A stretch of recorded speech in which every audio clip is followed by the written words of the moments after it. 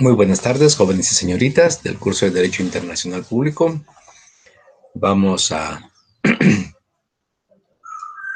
iniciar la clase de la tercera semana. El tema del día de hoy son los tratados y convenios internacionales. Como ya les había informado en anterior oportunidad, esto es la base, diríamos así, de lo que es el derecho internacional público.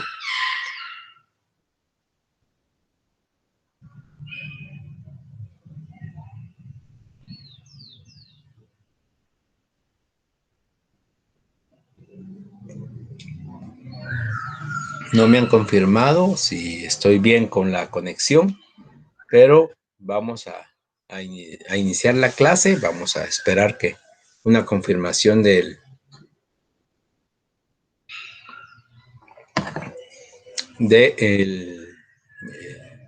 panel, diríamos así, que se tiene de la Universidad Rural, pero vamos a verificar posteriormente. Mientras tanto, vamos a continuar con la clase. Espero que todo marche bien en la conexión y en la presentación. Muy bien. ¿Cuál es el objetivo de esta clase, jóvenes y señoritas?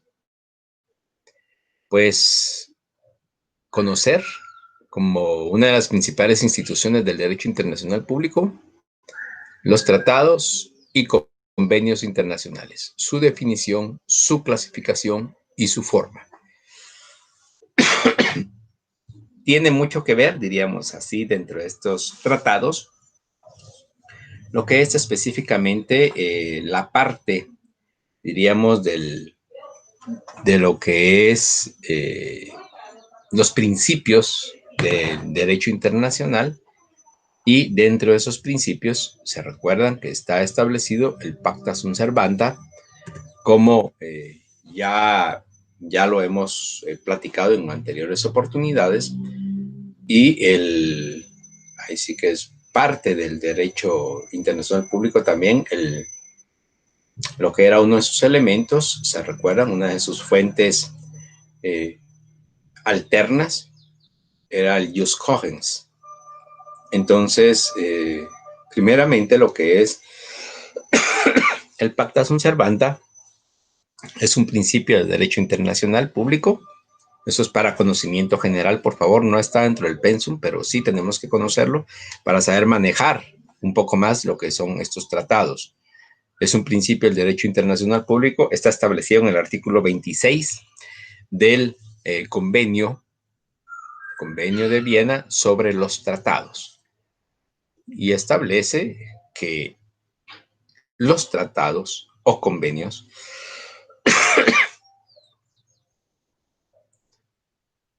deben de ser cumplidos. Pacta sunt servanda. Quiere decir, el pacto debe cumplirse. Debe cumplirse. O sea, no necesariamente tiene que haber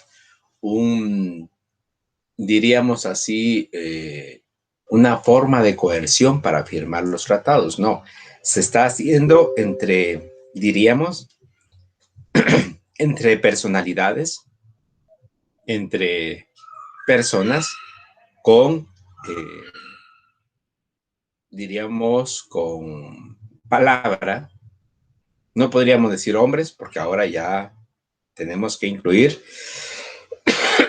hombres y mujeres de palabra, pero lo que se cumple es la palabra de la persona empeñada en un tratado, en un convenio internacional. Diríamos, ese es el principio del derecho internacional. El pacto debe cumplirse, pacta sunt servanda. Y está establecido en el artículo 26 del convenio de Viena sobre los tratados. El jus cogens. Es importante este nuevo, diríamos así, esta nueva fuente del derecho internacional, que inclusive en algunos casos podríamos decir es más fuerte que los tratados.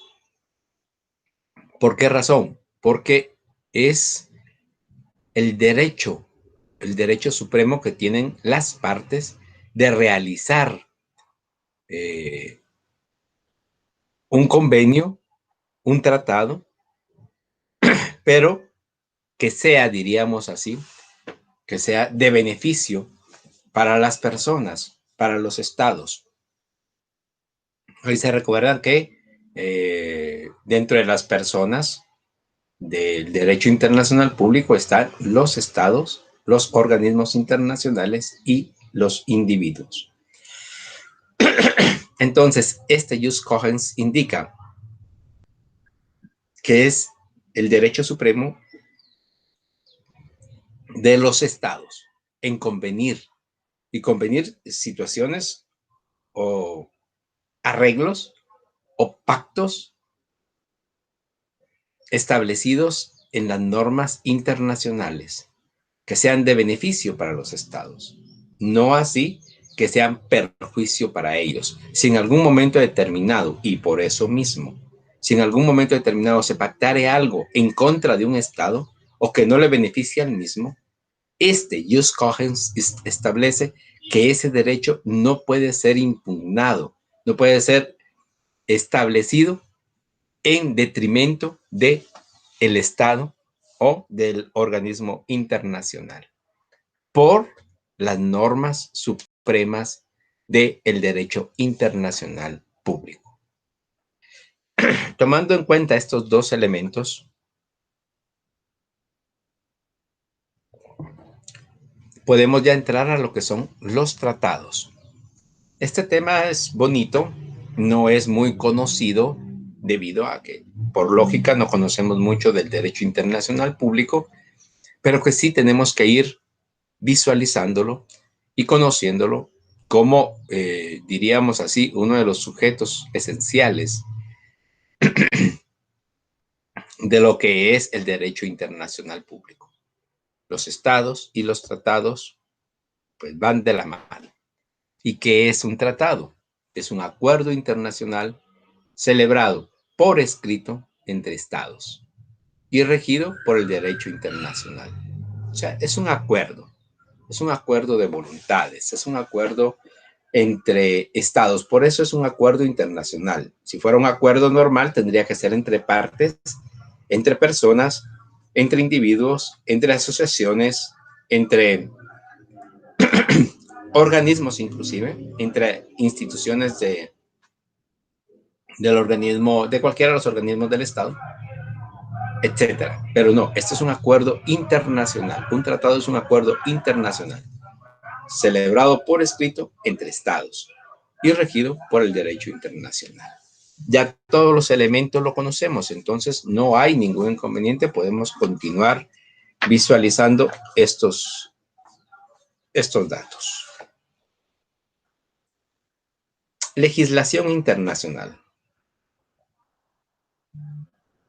Existen dos convenciones o dos convenios sobre el derecho de tratados. Uno a nivel regional americano, la Convención sobre Tratados, y otro a nivel universal, Convención de Viena sobre el derecho de los tratados. Este último firmado el 23 de mayo de 1969 y vigente a partir del 27 de enero de 1980. Guatemala lo ratificó en 1996. Por lo tanto, somos parte de este convenio, de esta Convención de Viena sobre el derecho de los tratados, que está vigente a partir de del 27 de enero de 1980.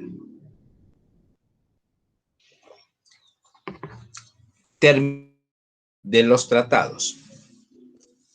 El Convenio de Viena, que ya lo hemos escuchado, que es el que vimos anteriormente, Convención de Viena sobre el derecho de los tratados. El Convenio de Viena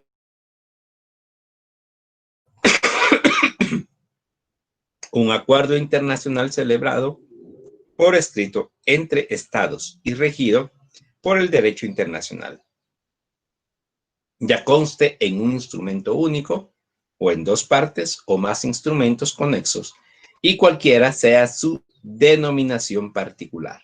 Este es el artículo 2 del Convenio de Viena sobre el derecho de los tratados, que establece exactamente la definición que ya teníamos en, diríamos así, en la presentación.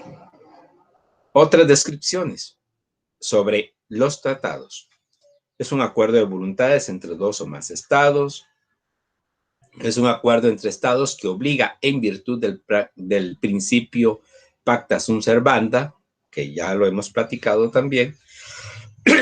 Los tratados son acuerdos de voluntades de dos o más sujetos de derecho internacional. Esta última definición es amplia en su concepto e involucra a cualquier ente que hoy o en el futuro sea considerado sujeto de derecho internacional. Es una, diríamos así, es una definición que va a ayudar en algún momento determinado. La terminología sobre tratado y ¿cómo podríamos decir?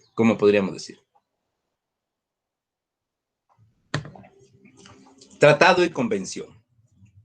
Lo entendemos como un nombre genérico. Sin embargo, algunos consideran que estos nombres designan en su forma más general y completa el acuerdo de voluntades entre dos o más sujetos del derecho internacional. O sea, tanto tratado como convenio, convenios o convenciones es lo mismo. Estamos hablando del mismo término. Tratados o convenios internacionales es exactamente lo mismo. Es un acuerdo de voluntades entre dos o más sujetos de derecho internacional. Los nombres indican relación y situaciones específicas, bien determinadas, aun y cuando la mayoría de ellos se utilizan indistintamente para significar la misma noción jurídica. Algunos nombres que se les otorga también a los tratados o convenios internacionales es arreglo. Es un instrumento escrito u oral de menor categoría que no exige mayores requisitos formales. Acuerdo. Es un instrumento celebrado a través de las cancillerías sobre un tema específico en forma simplificada o un entendimiento alcanzado a nivel de cancillerías o entre una cancillería y una embajada, o entre una cancillería y un organismo internacional. Pacto. Es un instrumento jurídico que indica alianza, la cual persigue diversos objetivos. Por ejemplo, control de contrabando, devolución de subversivos, intercambio de comunicación confidencial o militar. Eso es un pacto. Protocolo. Es un instrumento jurídico que no tiene existencia propia y que enmienda ciertos aspectos de un tratado principal y puede referirse a una ampliación de un tratado, construir un arreglo para la operatividad de un tratado, un instrumento de recapitulación sobre lo expresado en la negociación del tratado principal, etc. O sea, el protocolo no es un instrumento por sí mismo, o sea, no es un instrumento principal, sino es un instrumento jurídico que no tiene existencia propia y que enmienda ciertos aspectos de un tratado principal. Declaración. Es un instrumento público escrito que se da a conocer a la opinión de la comunidad internacional y en el cual se establecen los lineamientos generales de conducta que los signatarios seguirán ante una situación de política internacional determinada. Muy bien. Esto, diríamos así, son los diferentes términos que se pueden utilizar en ciertos arreglos, acuerdos, pactos, protocolos, declaraciones que no llegan a ser tratados o convenios internacionales, sino que coadyuvan en la vida de los tratados y convenios internacionales, pero que son compromisos que adquieren los estados miembros y que son compromisos entre estados, un arreglo, un acuerdo, un pacto, un protocolo, una declaración. Muy bien. La clasificación de los tratados. ¿Cuál es esta clasificación? Pues tenemos 3 clasificaciones, o mejor dicho, una clasificación dividida en 3 partes. La primera, o sea, el A, por su contenido. Estos pueden ser, diríamos así, tratados, contratos o tratados ley. ¿Qué significa cada uno de ellos? Los tratados, contratos. Aquellos que se celebran entre 2 o más estados con fines muy específicos. Pueden ser de 2 clases. 1, ejecutados. Tienen naturaleza perpetua y no varían aunque cambien los gobiernos. Por ejemplo, fijación de límites, aguas, territorios, etc. O sea, son aquellos tratados que establecen situaciones específicas entre los estados, como lo indicaba, por ejemplo, límites territoriales, límites de aguas, territorios, que le corresponde a cada uno de los estados. Se han dado, principalmente entre los países vecinos, se han dado muchos estos tratados debido a que se establece claramente cuáles son los límites territoriales de cada uno de los estados. Por lo tanto, es importante. Estos son muy, muy importantes porque hemos dicho muchas veces que el derecho internacional, el objetivo principal del derecho internacional público es mantener la paz a nivel internacional entre los estados.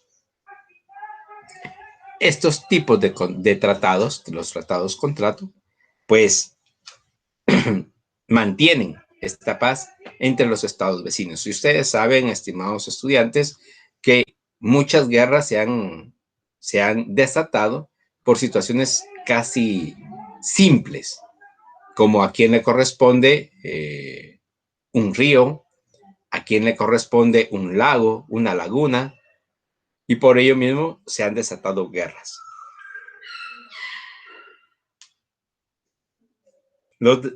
Ya indicamos dentro de estos tratados contratos los ejecutados y los ejecutorios.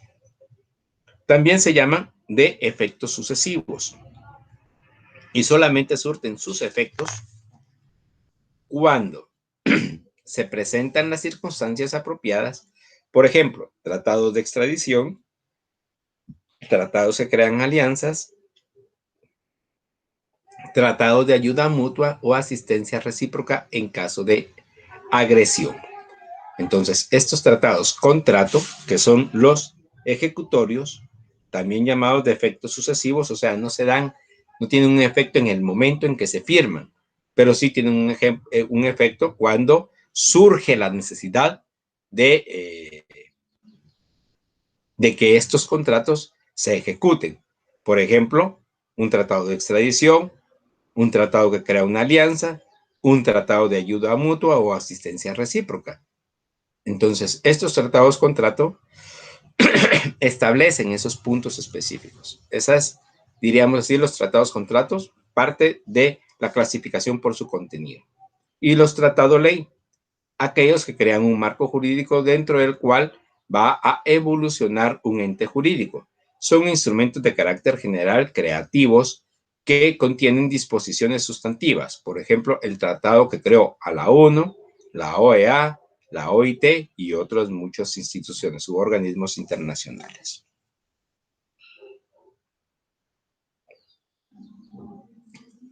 Tratados por sus participantes, que sería la literal B. Bilaterales o multilaterales. Esto creo yo que no tiene mucho, diríamos así, mucha explicación, no genera mucha explicación. Los tratados bilaterales son aquellos entre 2 estados, A y B, diríamos así, bilateral. Y los tratados multilaterales son cuando son más de 2 estados con los cuales se realiza este tratado, este convenio internacional. Por su objeto, generales y especiales, pudiendo estos últimos subdividirse en políticos, económicos, sociales, administrativos, financieros, etc. O sea, los generales, diríamos así, son aquellos tratados o convenios marco, en los cuales en realidad no se realiza o no se puntualiza algo específico, sino que, por ejemplo, el aspecto de que el Estado de Guatemala y el Estado de Norteamérica o de los Estados Unidos de Norteamérica son países amigos que van a ayudarse mutuamente y que ese tratado coadyuva a realizar otros tratados especiales en materia, y ahí sí, política, económica, social, administrativa, financiera.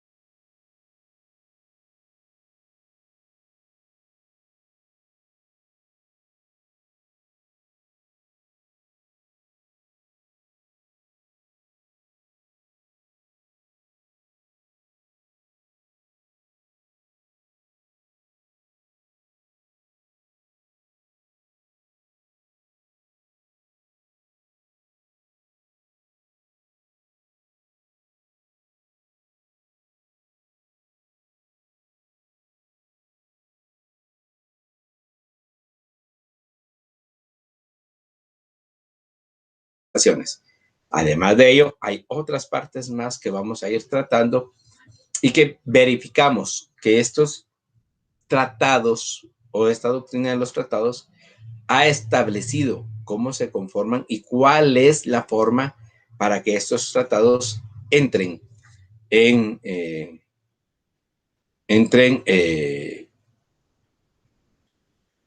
a realizarse, a ejecutarse, a tener, diríamos así, ya, porque no necesariamente un tratado o convenio internacional al momento de ser firmado entra en vigencia. No, inclusive hay algunos que establece, por ejemplo, en las convenciones internacionales, se establece que, por ejemplo, si hay 150 participantes, que hasta como mínimo hayan firmado o aceptado, en nuestro caso, diríamos así, querer formar parte del tratado como Estado de Guatemala que haya sido eh, establecido por el Congreso de la República, aprobado por el Congreso de la República de la participación de Guatemala, entonces, y que se deposite ¿cómo se llama? El tratado nuevamente, entonces entra en vigencia hasta que una tercera parte de todos los participantes lo hayan hecho. Por eso mismo, no sé si ustedes se dieron cuenta que el tratado o el convenio o la Convención de Viena sobre el derecho de los tratados fue firmada en 1969 y que entró en vigencia hasta 1980, 20 años después. ¿Por qué motivo? Porque estos tratados claramente establecen esta situación, estos convenios internacionales, que entra en vigencia hasta que un determinado número de participantes, de estados participantes, hayan aprobado este convenio y lo hayan depositado ante las Naciones Unidas. Del depósito vamos a hablar después. Entonces, eso hace, diríamos así, que se cree estas instituciones dentro de lo que es la doctrina de los tratados. Muy bien, celebración. Los tratados son instrumentos solemnes, tanto por su contenido como por las partes que intervienen en ellos y porque además deben ser registrados. La celebración de un tratado contiene la fase de las negociaciones, que es la etapa durante la cual se discute el contenido y la forma. Las negociaciones pueden ser públicas o privadas. Entonces, cualquiera de las dos, cualquiera de las fórmulas se puede realizar. Entonces, los tratados son instrumentos solemnes que por su contenido, tanto por su contenido como por las partes que intervienen en ellos y por los demás, y porque además deben de ser registrados. O sea, cada tratado internacional debe ser registrado específicamente ante la Secretaría de las Naciones Unidas como mínimo. ¿Cuál es la forma de los tratados? Existe un preámbulo, un dispositivo y un cierre. ¿Qué es el preámbulo? Pues en esta parte se hace constar el objeto del tratado. En términos generales, el nombre de las altas partes contratantes, las credenciales de los negociadores y firmantes, la exposición de motivos. En esta parte se hace constar los plenos poderes que la Convención de Viena sobre los tratados define como un documento que emana de la autoridad competente de un Estado y por el que se designa a una o varias personas para representar al Estado en la negociación, la adopción y la autenticación del texto de un tratado para expresar el consentimiento del Estado en obligarse por un tratado o para ejecutar cualquier otro acto con respecto de un tratado. Es donde diríamos así, las partes se identifican. El dispositivo. Esta parte es la más importante, pues es la que contiene las disposiciones sustantivas del tratado. Cada artículo se refiere a cada punto preciso. Los aspectos técnicos se completan y explican en anexos al texto en la parte final. Por ejemplo, los tratados con anexos técnicos es el Convenio de Chicago sobre transporte aéreo internacional. Tiene 17 anexos técnicos. Y el cierre, como su nombre lo indica, viene al final del instrumento. En esta parte del tratado encontramos todas las disposiciones de carácter provisional o transitorio, las condiciones para su entrada en vigor, el lugar del depósito del instrumento, como ya les indiqué, siempre tiene que haber un depósito, la ratificación en cuanto a su tiempo y lugar, la forma en que otros estados pueden adherirse si se trata de un tratado multilateral, las firmas, los idiomas oficiales, la forma de dirimir las diferencias, el plazo que entre la vigencia, que entre en vigencia, la denuncia, las reservas, la forma de interpretación, el depositario, la vigencia simple o calificada. Entonces, allí no es, diríamos así, el tratado no es solamente una carta, una nota o algo, no. Tiene, si ustedes se dan cuenta, un formato preestablecido. El preámbulo, ya indicamos cuál es su contenido, principalmente ahí sí que las partes, la identificación de las partes que van a participar en el tratado, sus credenciales y lo que establece el Convenio de Viena sobre el derecho de los tratados. El dispositivo es la parte medular, diríamos así, es el cuerpo del tratado, y ahí se establecen cada punto debidamente establecido. Y el cierre, ya lo indicamos, las firmas, cómo va a entrar en vigencia, lugar del depósito, si se pueden adherir otros estados, dependiendo si es multilateral el convenio o el tratado, las reservas, declaraciones, excepciones y manifestaciones, que eso lo vamos a ver en su oportunidad. La suscripción. La suscripción se materializa con las firmas, las que naturalmente ponen fin a la negociación. La firma no crea una obligación inmediata debido a que, de una parte, la mayoría de los tratados no son firmados, mucho menos negociados por el jefe de Estado. Y de otra parte, en la mayoría de los estados, a menos que se trate de un gobierno de facto, existe otro órgano encargado de la ratificación, Congreso de la República de Guatemala. Entonces, esto es la suscripción de los tratados. Se celebra, su forma, se suscribe. Pero no solamente es esa parte, diríamos así, lo que corresponde a un tratado. Un contrato, diríamos, entre partes, entre individuos de derecho privado,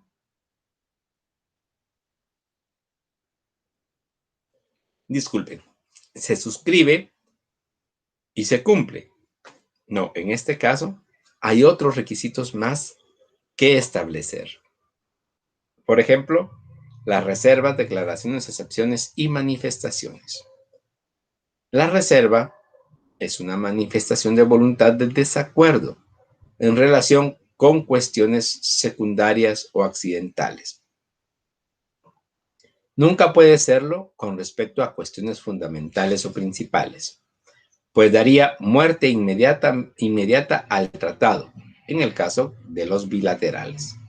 La Convención de Viena describe la reserva como una declaración unilateral, cualquiera que sea su enunciado o denominación, hecha por un Estado al firmar, ratificar, aceptar o aprobar un tratado o al adherirse a él con el objeto de excluir o modificar los efectos jurídicos de ciertas disposiciones del tratado en su aplicación a ese Estado. Esta, diríamos así, la reserva es una manifestación de voluntad del Estado.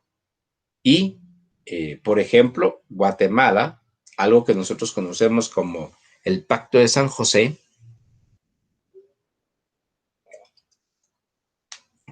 o la Convención Americana sobre los Derechos Humanos, tiene reserva sobre el punto establecido en la pena de muerte, ya que Guatemala sí aplicaba la pena de muerte y esta normativa de derecho internacional público, que es la Declaración de los Derechos Humanos de América, es en realidad esta reserva se hizo para que Guatemala pudiera aplicar.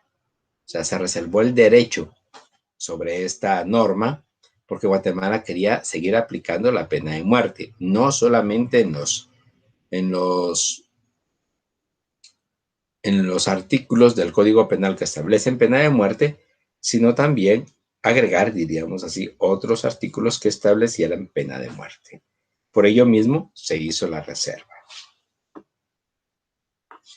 La reserva es usual en los tratados multilaterales, en el sentido que ciertas disposiciones bien identificadas no obligan a quien la manifiesta. La reserva se hace al momento de firmar el tratado, al momento de ratificarlo o al momento de adherirse al mismo. Así es como se debe hacer la reserva, la declaración, excepción o manifestación.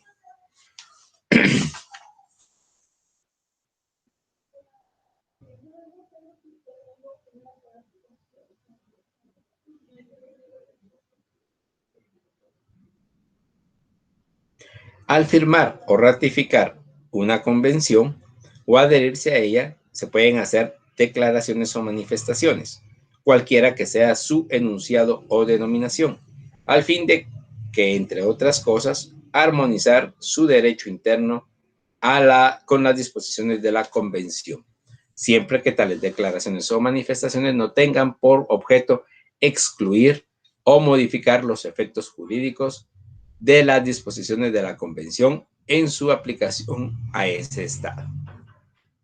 Por ejemplo, Guatemala se prevalió de la disposición del artículo 310 para dejar una declaración referente a su problema con Belice al momento de ratificar la convención en 1996 y en otras convenciones tal punto ha sido objeto de reserva. O sea,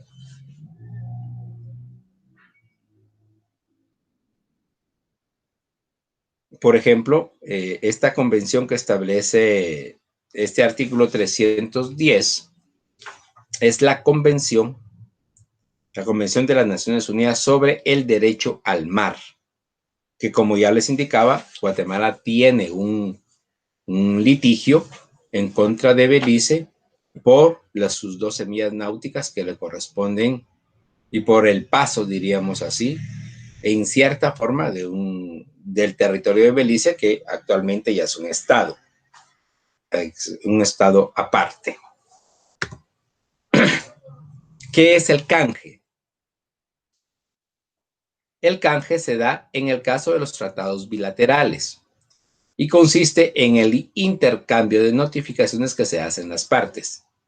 Es el acto por el cual se notifica a la otra y esta a la primera que el tratado ha sido debidamente ratificado por el órgano estatal competente. El canje es constancia del consentimiento, según el artículo 16 de la Convención de Viena. Entonces, diríamos así, el canje, según lo que establece la Convención de Viena, es la constancia del consentimiento que las dos partes, esos tratados bilaterales, pues en los dos estados han ratificado el tratado entre las dos partes y al ser ratificado, pues ya entra en vigencia. Eso es cuando es un tratado bilateral, pero cuando es un tratado multilateral, se da el caso del depósito. El tratado se deposita en un gobierno. Sería largo avisar a cada estado parte la ratificación. En el aviso, que se da ante un órgano competente previamente fijado, en el tratado mismo, de que la ratificación se ha consumado por el órgano estatal competente. Puede ser la ONU, la OEA, etc. Tanto el canje como el depósito son importantes para la entrada en vigor. En el caso de los tratados bilaterales, la entrada en vigor se lleva a cabo en la fecha del canje, si así fue estipulado, o en la fecha o circunstancia que se deje establecida en el mismo tratado.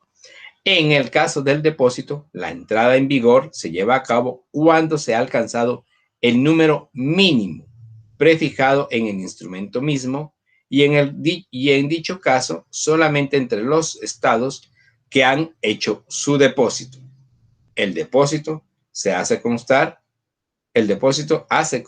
el consentimiento según el artículo 16 de la Convención de Viena. Entonces, jóvenes y señoritas, ¿es lo mismo el canje y el depósito? Sí, solamente que el canje se lleva a cabo en el tratado o convenio bilateral y el depósito entre el tratado o convenio multilateral. Y que, como les indiqué, entra en vigencia hasta que los estados, diríamos así, los estados o lo establecido en el convenio o tratado haya llegado al mínimo de estados que ha establecido el tratado. Pueden ser 10, 15, 20, o como les indicaba, si son 150, un tercio de los tratados, o mejor dicho, de los estados que han participado en la convención. Eso es muy importante. El registro es la constancia que existe en un organismo de que una determinada parte ha adquirido derechos y obligaciones en una determinada parte del tratado o contrato. Antes de 1920, o sea, esto no es tampoco de ayer, diríamos así, hace 100 años exactamente, en este año,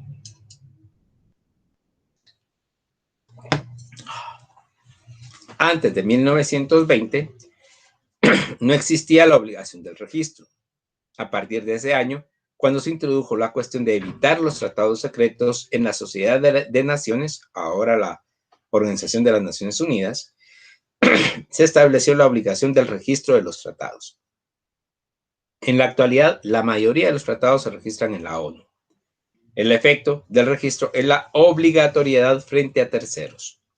La sanción por la ausencia de registro es que no puede invocar frente a terceros un tratado no registrado. Tampoco podrá ejecutarse ante órgano internacional. Así se evita, diríamos así, los famosos tratados secretos entre estados, y que por ello mismo, en algún momento determinado, se han establecido guerras entre estados. Ya hemos hablado del canje, o sea, el momento de la entrega de la notificación que ha sido ratificado el convenio o tratado internacional, el depósito, que es cuando se ingresa, diríamos así, la ratificación de cada estado ante un convenio o un tratado o una convención internacional y se quiere hacer parte de ese tratado. Eso se denomina depósito. El registro es cuando se envía, diríamos así, cuando se envía la constancia del tratado ya debidamente firmado y para que lo registre la Organización de las Naciones Unidas. Actualmente ahí es donde se registran los convenios o tratados bilaterales. Los multilaterales normalmente es parte de las Naciones Unidas del mismo, por lo tanto se hace inmediatamente el registro. La adhesión se da cuando un Estado no ha firmado originalmente y que no fue parte fundadora, pero desea devenir parte. Se adhiere. En los tratados multilaterales se deja siempre una cláusula que indica la forma de adhesión. A veces los estados originarios invitan a otros estados a devenir partes y lo hacen por medio de la adhesión. Es evidente que el que se adhiere no puede poner condiciones, no puede pedir modificaciones ni puede pretender negociar. La adhesión es el acto por el cual un Estado hace constar en el ámbito internacional su consentimiento de obligarse por un tratado. Eso lo establece el artículo 11 de la Convención de Viena. Entonces, la adhesión, y esto sí es algo muy importante porque en los anteriores, diríamos así, instituciones, el canje, el depósito y el registro, son parte, el Estado es parte fundadora o ha firmado originalmente el tratado. Aquí no. Aquí la adhesión se lleva a cabo cuando el Estado no ha sido parte ni los ni ser parte fundadora ni haber firmado originalmente. Y puede pedir adherirse al tratado o puede ser invitado por algún Estado miembro a adherirse al tratado. Lo que aquí se establece claramente, y eso sí es algo que tiene que tomarse muy importante, no puede poner condiciones, no puede pedir modificaciones, ni puede pretender negociar nuevamente el tratado. No. El que se adhiere al mismo se obliga al tratado, pero no tiene derecho a solicitar ninguna modificación. Garantías. Antes se pedían garantías de que los estados iban a cumplir especialmente en los tratados bilaterales. En la actualidad ha caído en desuso esa práctica y se aplica solamente en el caso de estados beligerantes que ponen fin a una guerra. Es costumbre que la ONU, la Organización de las Naciones Unidas, a través de su fuerza de paz, garantice el cumplimiento. Y así se han realizado, diríamos así, o han concluido muchas guerras, principalmente, diríamos, en revoluciones internas. Dentro de África hay bastantes, y en estados que tienen problemas fronterizos y que la ONU garantiza, diríamos así, el cumplimiento de ciertos tratados o la no invasión en cierta forma del territorio entre uno y otro estado. Vamos concluyendo esta parte. Ya es lo último. Y es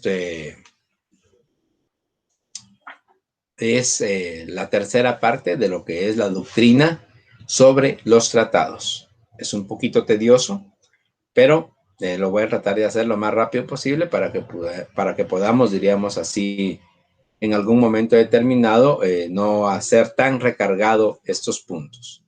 La interpretación. Esto de veras es interesante porque los tratados normalmente se escriben en inglés. Es como diríamos así el idioma internacional para los tratados. El artículo 31 de la Convención de Viena sobre el derecho de los tratados nos indica: un tratado debe interpretarse de buena fe, conforme al sentido corriente que haya de atribuirse a los términos del tratado, en el contexto y teniendo en cuenta su objeto y fin. Para los efectos de la interpretación de un tratado, el contexto comprenderá, además del texto, incluidos su preámbulo y anexos, a todo acuerdo que se refiere al tratado y haya sido concertado entre todas las partes con motivo de la celebración del tratado. Y B, todo instrumento formulado por una o más partes con motivo de la celebración del tratado y aceptado por los demás como instrumento referente al tratado. Muy bien. Entonces, primeramente, la interpretación del tratado es otro principio del derecho internacional público, la buena fe. Debe interpretarse de buena fe conforme el sentido corriente que haya de atribuirse. Entonces, primero es eso. Y después, ya diríamos así, tomando en cuenta este principio de buena fe y conforme al sentido corriente en que se haya de atribuirse, también debe de incluirse, no solamente indica, el contexto comprenderá, además del texto, incluido su preámbulo y anexos, todo acuerdo referente al tratado, todo instrumento formulado por una o más partes, con motivo de la celebración del tratado. O sea, no es solamente el principio de buena fe, no es solamente el texto, sino que también se incluye, diríamos así, el preámbulo y los anexos, y todo acuerdo o todo instrumento formulado para darle vida al tratado. O sea, todo eso conforma el bagaje, diríamos así, de que se puede en algún momento determinado consultar sobre la interpretación del tratado. Doctrinariamente, se sigue el siguiente orden. Primero, se debe atender el sentido literal y expreso, como en nuestra ley del organismo judicial, artículo 10, y en caso de ambigüedad u obscuridad, se usa cualquiera de los métodos siguientes. Interpretación auténtica. Los mismos estados contratantes se ponen de acuerdo sobre el significado de los términos o conceptos. Y la interpretación judicial. Un tribunal interpreta el tratado aplicando las normas de interpretación universalmente aceptadas. Para que sea obligatoria, debe proceder la manifestación expresa de acatar el fallo. Y C, interpretación unilateral, es hecha por un órgano de uno de los estados. Es conflictiva la mayor parte de las veces. O sea, hay 3 tipos de interpretación. Bueno, en realidad 4, como diríamos, porque es la interpretación de buena fe o la auténtica, en cierta forma, esa es la auténtica, que realizan los mismos estados contratantes. Se ponen de acuerdo sobre el significado de los términos y conceptos. Aquí aplicamos la buena fe, aquí aplicamos el que no es solamente el contexto, que no es solamente el texto, el preámbulo y los anexos, sino que también todo acuerdo o instrumento formulado para la firma de los tratados. También existe una interpretación judicial, pero esta interpretación debe ser, diríamos, debe estar como establecido que para que sea obligatoria debe proceder la manifestación expresa de acatar el fallo. Esto es exactamente lo que está llevando a cabo Guatemala en el caso de Belice, como ya les he informado. ¿Qué es la terminación o extinción del contrato? La doctrina y consuetudinariamente los tratados pueden extinguirse. A. Por cumplirse el término. O sea, un tratado puede ser por un plazo determinado, 25, 50 años, 100 años, y se cumple el término, se acabó el tratado. Por cumplirse la condición. Por ejemplo, podríamos decir un tratado que establezca la extradición de A, B y C personas en caso de que sean aprehendidas en el país con el que se esté llevando a cabo el tratado. Al aprenderse esas personas se termina, se extingue el tratado. Por la condición, por la ejecución del objeto. Pues en algún momento determinado un tratado puede ser establecido para llevar a cabo un puente, un puerto, qué sé yo. Realizar alguna obra específica un estado con otro. Y se cumple la ejecución del objeto. Se concluye el tratado. Por denuncia de incumplimiento. Entonces se denuncia este incumplimiento ante la Organización de las Naciones Unidas y se da por concluido, por extinguido o por terminado el tratado. Por renuncia. O sea, puede ser por denuncia o por renuncia. Mire, yo no quiero continuar el tratado, renuncio al mismo. Por mutuo consentimiento, las partes establecen, mire, ya no conviene tener este tipo de tratados. Por ejemplo, un tratado de importación y exportación de bienes perecederos. Puede ser de que las partes concuerden que ya no debe existir ese tratado. Por desaparición del Estado. En algunos casos se da. Al momento de desaparecer un Estado, ahí sí que se extinguen sus derechos, pero también se extinguen sus obligaciones. Por guerra. Se han dado casos de las guerras y esto extingue todo tipo de tratados realizados previo a las guerras. Por imposibilidad de llevar a cabo el tratado, se pueden dar estos casos. Por incumplimiento, ya lo indicamos anteriormente, se dan estos casos también y se tiene que dar por terminado o extinción. Y por cambio de circunstancias. Muy bien. Esto también está establecido en los artículos del 54 al 64 de la Convención de Viena sobre los derechos de los tratados.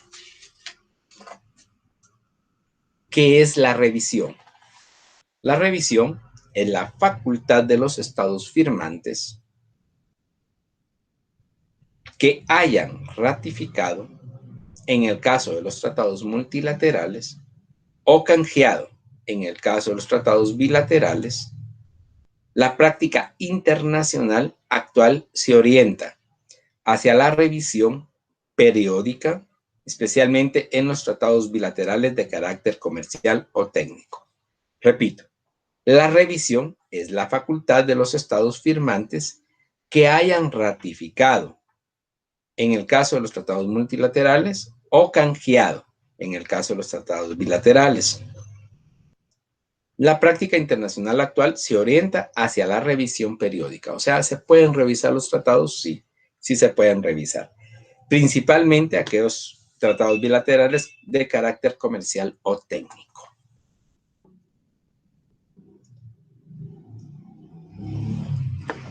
Así, diríamos, se pueden tener mejores tratados cada vez.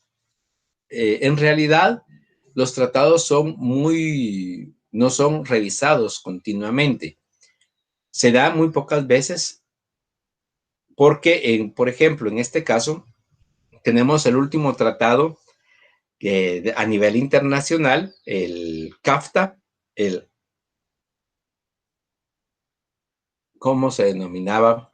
RCCAFTA, si no estoy mal, o sea, el Tratado de Libre Comercio entre Estados Unidos, Canadá y México.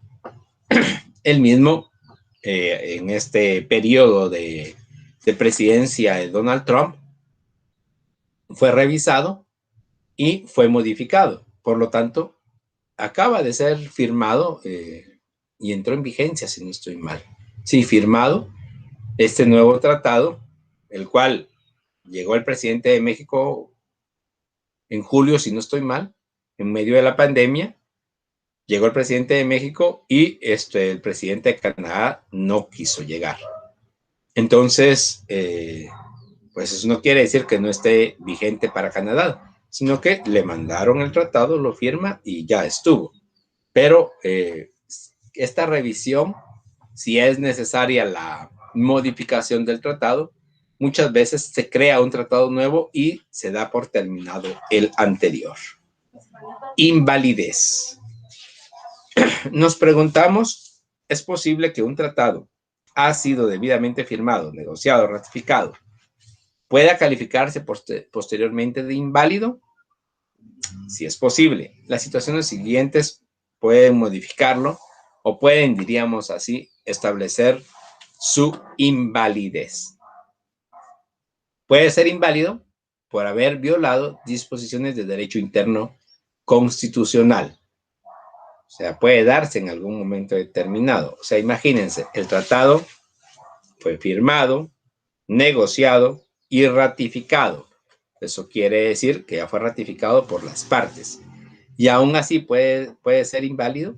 Lamentablemente, sí es posible. Entonces puede ser inválido por haber violado alguna disposición de derecho interno constitucional. Ustedes saben muy bien que si viola algún derecho interno, inclusive se puede declarar inconstitucional el tratado y pues por invalidez se da por terminado o se extingue.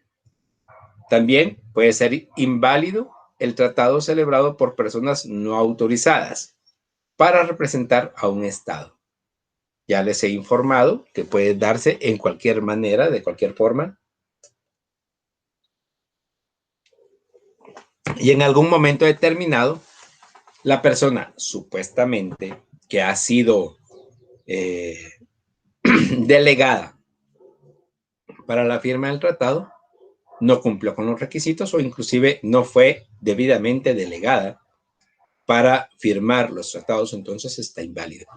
¿Cómo así que no fue debidamente delegada? Pues sí, le pueden decir al ministro, por ejemplo, de Relaciones Exteriores, mire, vaya y me firma este tratado, pero no se lo dan por escrito. En ese momento está inválido, porque no tiene el derecho de oficial de firmar el tratado. Tiene que estar por escrito. Inválido el tratado cuando se ha restringido especialmente los poderes para manifestar el consentimiento de un Estado. Por ejemplo, ¿verdad? No necesariamente tiene que ser ratificado por el órgano interno. Eso es restringir especialmente poderes para manifestar el consentimiento. ¿Por qué razón? Porque en nuestro caso el Congreso de la República tiene la representación de la nación y la obligatoriedad de ratificar los tratados siempre y cuando no contravengan las normas internas del derecho guatemalteco. Y diríamos así, lo que es específico del derecho civil también, el dolo, o sea, el error genera invalidez de conformidad con el artículo 48 del Convenio de Viena. Pueden existir errores no tan visibles, pero sí error al final. El dolo, si un Estado ha sido inducido a celebrar un tratado por la conducta fraudulenta de otro Estado negociador. Se han dado casos, se siguen dando y se darán casos de este tipo. El dolo, si un Estado ha sido inducido a celebrar un tratado por la conducta fraudulenta de otro Estado negociador. La corrupción del representante de un Estado. O sea, se logra establecer a nivel internacional que esta persona para negociar le fueron dados dádivas o, ¿cómo se diría? Aportes o pago en algún momento determinado para poder negociar. Eso es corrupción del representante de un Estado. La coacción sobre el representante de un Estado. O sea, se puede coaccionar, diríamos así, para que un Estado firme algún tratado. La coacción sobre un Estado por la amenaza o el uso de la fuerza. Si no firma, vamos a declararles la guerra. Si no firma, vamos a quitarles, por ejemplo, una parte de su territorio. Si no firma, exista, diríamos así, una amenaza o el uso de la fuerza. ¿Cuáles son las consecuencias de esta invalidez? En los casos previstos, diríamos así, en lo que es el Convenio de Viena, los tratados son nulos de nulidad absoluta. Y también puede ser que estos convenios, este convenio del Tratado de Viena establece que los tratados son nulos de nulidad relativa y en este caso además procede la reclamación de indemnización o alguna otra forma de reparación.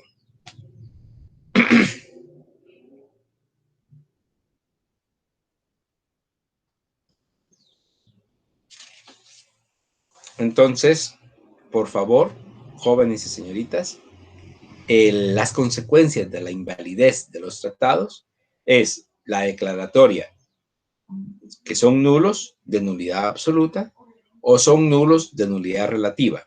Y en este caso procede la reclamación de indemnización o alguna otra forma de reparación.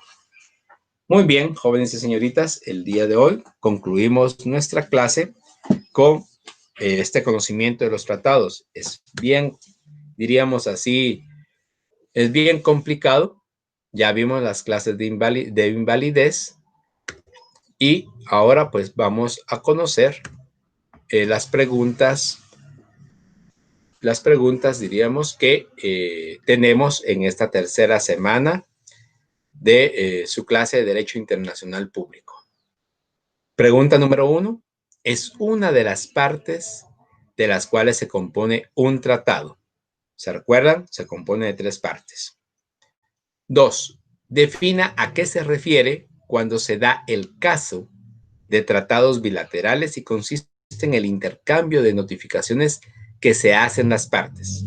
¿Qué es? ¿A qué nos referimos cuando se hace este intercambio de notificaciones que se hacen las partes, cuando son tratados bilaterales? 3.